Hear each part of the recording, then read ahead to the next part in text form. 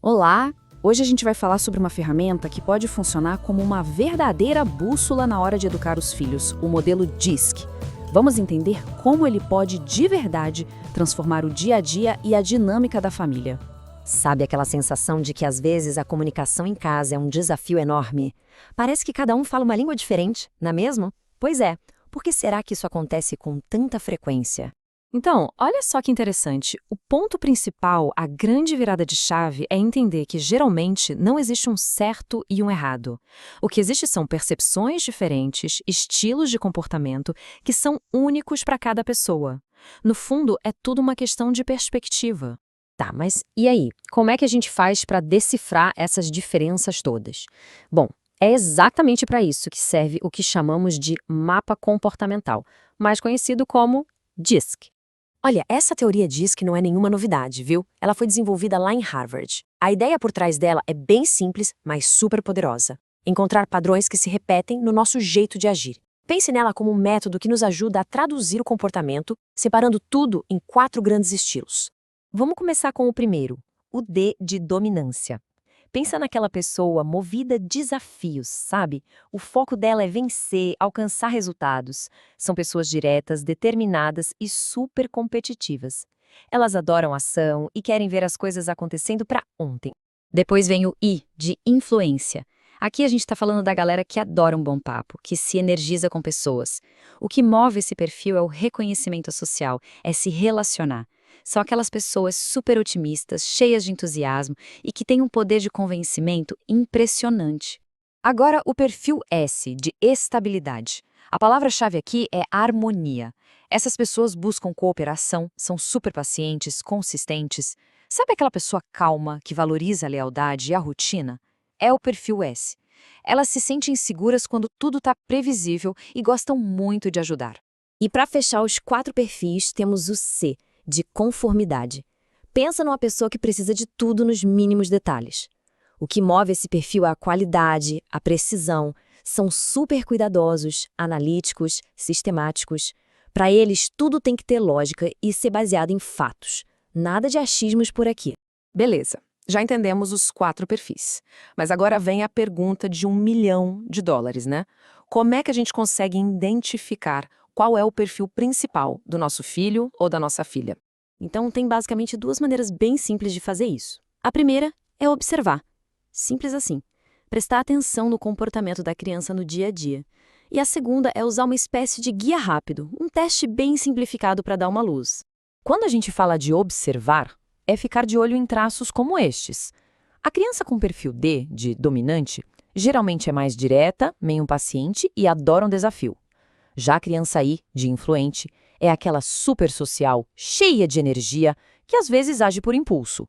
A criança S, de estabilidade, é mais calma, foge de conflito e não gosta muito de mudanças. E a criança C, de conformidade? Ah, essa é detalhista e vai perguntar por quê para absolutamente tudo. E para quem gosta de algo mais estruturado, um teste simplificado como este aqui pode ajudar bastante. É bem simples, a ideia é ir marcando pontos para diferentes características. No final, a coluna que tiver a maior pontuação vai dar uma boa pista de qual é o perfil dominante da criança. É um jeito prático de ter um norte, sabe? Mas identificar o perfil é só o primeiro passo, hein?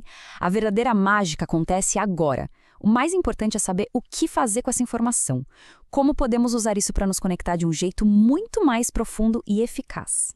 Vamos lá, começando pela criança com perfil dominante, o D. Com ela, a regra é, seja direto, nada de enrolação, pensa na hora da lição de casa. Em vez daquele sermão, que tal algo como, e aí, qual matéria vai ser a primeira a ser vencida hoje? Dar opções, transformar em desafio, isso é música para os ouvidos dela. Foco na solução, porque ficar repetindo a mesma coisa é receita para o desastre. Agora a criança com perfil I, de influente. Aqui, a comunicação precisa ser divertida, social. O quarto tá uma bagunça? Em vez de brigar, que tal transformar em festa? Bora botar uma música bem alta e fazer uma competição para ver quem arruma mais rápido? E depois me conta tudo daquela festa. É isso.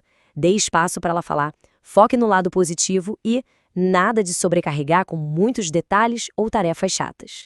E com a criança do perfil S, de estabilidade? A palavra de ordem é gentileza. O tom precisa ser calmo, pessoal e principalmente previsível.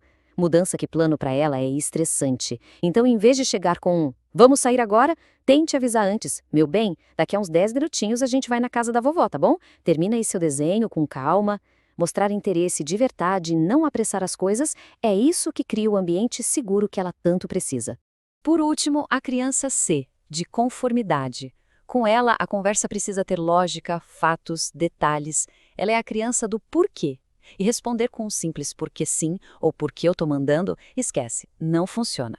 Causa uma frustração enorme. Então, se ela perguntar por que não pode comer doce agora, a melhor resposta é: olha, a regra é essa porque o açúcar interfere nos nutrientes da comida e aí pode faltar energia para brincar depois. Explicar o porquê de tudo é a chave. Ok, até agora o foco foi entender as crianças. Mas e se a gente virasse o espelho? Pois é, para a comunicação funcionar de verdade, não basta só entender os filhos. A gente precisa se entender também, como pais e mães. Tem uma frase que diz: a educação dos filhos passa pela reeducação dos pais. E nossa, como isso é verdade, né? Ela bate fundo. Nos lembra que o nosso próprio desenvolvimento como pessoas é o que vai construir a base para uma educação com mais consciência e, claro, com mais conexão. E por que isso é tão importante?